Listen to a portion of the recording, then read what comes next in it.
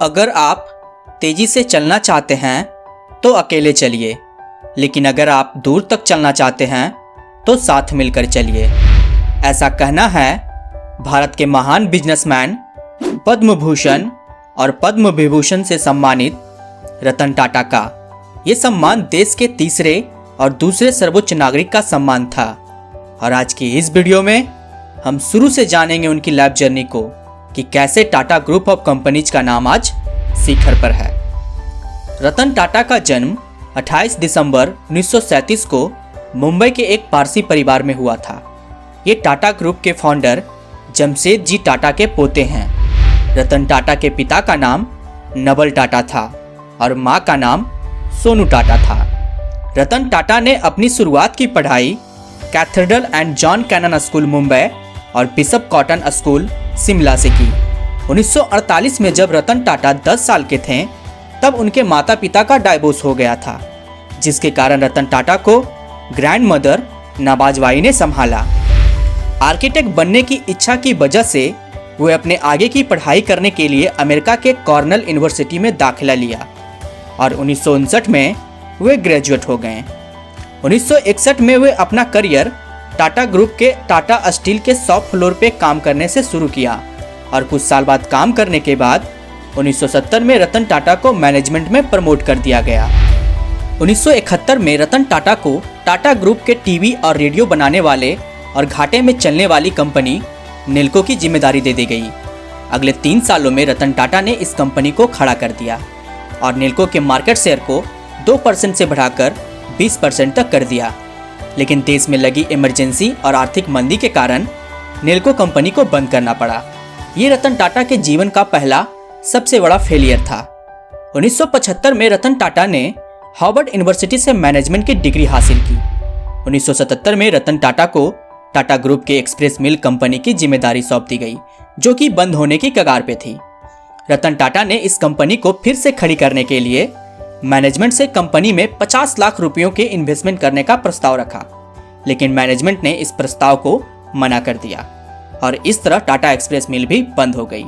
ये रतन टाटा के जीवन का दूसरा बड़ा फेलियर था। 1981 में रतन टाटा को टाटा इंडस्ट्रीज का अध्यक्ष बना दिया गया। 1991 में JRD टाटा के द्वारा रतन टाटा को टाटा ग्रुप का चेयरमैन बना दिया गया, जिसके बाद टाटा ग्रुप और तेजी से बढ़ने लगा और उसके बाद Tata T, Tata Motors, Tata steel जैसी बड़ी कंपनियों को भी शिखर पर पहुंचाया। चलिए अब बात करते हैं उस घटना के बारे में जिसे हम लोग बोल सकते हैं success is the best revenge, मतलब सफलता सबसे अच्छा बदला है, जिसमें रतन टाटा ने अपने अपमान का करारा जवाब अपने सफलता से दिया था। बात उस समय की है जब टाटा ग्रुप ने 30 दिसंबर 1998 को टाटा इंडिका कार बाजार में निकाली थी। रतन टाटा का यह ड्रीम प्रोजेक्ट था। इसके लिए उन्होंने बहुत मेहनत की थी, लेकिन इंडिका कार को मार्केट में रिस्पांस अच्छा नहीं मिला, जिसके कारण कुछ सालों बाद टाटा मोटर्स घाटे में जाने लगी थी। टाटा मोटर्स के साझेदारों ने रतन टाटा को कार व्यापार में हुए नुकसानों की पूर्ति के लिए कंपनी को बेचने का सुझाव दिया और न चाहते हुए भी रतन टाटा को यह काम करना पड़ रहा था। ये टाटा मोटर्स के साझेदारों के साथ अपनी कंपनी को बेचने का प्रस्ताव फोर्ड कंपनी के पास लेकर गए, जिसका हेडक्वार्टर अमेरिका में है। फोर्ड कंपनी के साथ रतन टाटा और पार्टनर्स की मीटिंग करीब 3 घंटा तक चली। फोर्ड के चेयरमैन बिल फोर्ड ने रतन टाटा के साथ बहुत बदसलूकी सा व्यवहार किया और बातों ही बातों में यह कह दिया कि जब तुम्हें कार बनाना नहीं आता है तो ये कार बनाने में इतना पैसा क्यों लगाया? हम तुम्हारी कंपनी को खरीद कर बस तुम पर एहसान कर रहे हैं। यह बात रतन टाटा को दिल पर लग गई। वह रातों रात अपने पार्टनर्स के साथ उस डील को छोड़कर वापस चले आए। बिल फोर्ड की उन बातों को रतन टाटा भुला नहीं पा रहे थे। वह बात हर बार उनकी दिमाग में आ रही थी। फिर उसके बाद रतन टाटा ने अपनी कंपनी किसी को भी न बेचने का निर्णय लिया। उन्होंने अपना पूरा ध्यान टाटा मोटर्स पर डाल दिया और सालों तक रिसर्च किया और अपनी पूरी मेहनत से इंडिका का नया वर्जन EV2 लॉन्च किया और कुछ ही वर्षों में रतन टाटा का यह कार बिजनेस अच्छी खासी बढ़ गई, जिससे उन्हें बहुत फायदा हुआ।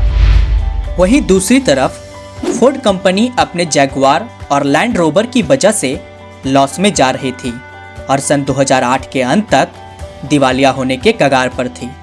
उस समय रतन टाटा ने फोर्ड कंपनी के सामने जैगुआर और लैंड रोवर खरीदने का प्रस्ताव रखा, जिसे बिल फोर्ड ने खुशी खुशी स्वीकार किया। बिल फोर्ड बिल्कुल उसी तरह से अपने साझेदारों के साथ टाटा समूह के मुख्यालय पर पहुंचे, जैसे कभी रतन टाटा ने बिल फोर्ड से मिलने उनके मुख्यालय गए थे। रतन टाटा ने जैगुआर और लैंड रोवर ब्रांड $2.3 बिलियन में फोर्ड कंपनी से खरीदे। इस बार भी बिल फोर्ड ने वही बात दोहराई जो उन्होंने मीटिंग में रतन टाटा से कही थी, बस इस बार बात थोड़ी अलग थी। बिल फोर्ड ने कहा, आप हमारी कंपनी खरीदकर हम पर बहुत बड़ा एहसान कर रहे हैं।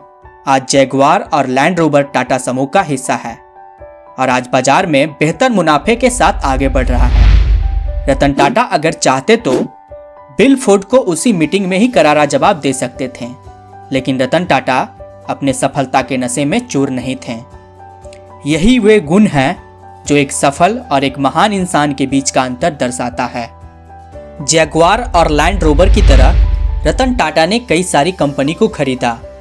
सन 2000 में टाटा ने कनाडा की टी कंपनी टेटली को खरीदा और 2004 में साउथ कोरिया की डेबू कॉमर्शियल व्हीकल को खरीदा और 2007 में टाटा ने लंदन के कोरस ग्रुप को खरीदा, जो कि एक स्टील कंपनी थी जिसका नाम बाद में टाटा स्टील ग्रुप रखा गया। 2008 में रतन टाटा ने मिडिल क्लास फैमिली के लिए खुद का कार सपना पूरा करने के लिए 1 लाख रुपया में मिलने वाली टाटा नैनो कार बनाई, लेकिन एक चीप कार होने की वजह से फ्लॉप हो गई। और बाद में रतन टाटा ने इंटरनेट की ताकत को जानते हुए बहुत सारे ऑनलाइन पोर्टल्स में निवेश किया, जैसे कि ओला कैब, पेटीएम, शाओमी, स्नैपडील, जिबामी, कैशकरो.com, लेंसकार्ट.com, कारदेखो.com, ब्लूस्टोन.com इत्यादि। 28 दिसंबर 2012 को 75 साल की उम्र में रतन टाटा ने टाटा ग्रुप के चेयरमैन पद से इस्तीफा दिया। अगर रतन टाटा के निजी जीवन और लाइफस्टाइल के बारे में बात की जाए तो रतन टाटा आजीवन कुमारे रहे। उन्हें किताबों और जानवरों से ज़्यादा लगाव था और वे अपने 2 कुत्तों टीटू और मैक्सिमम के साथ कोलाबा के एक घर में रहते हैं। अगर उनकी कार कलेक्शन के बारे में बात की जाए तो उनके पास हैं Ferrari California, cardiac XLR, land rover Freelander, Honda civic, Mercedes Benz S class, Jaguar F type और जैगुआर XFR की तरह कई सारे कारों का कलेक्शन है।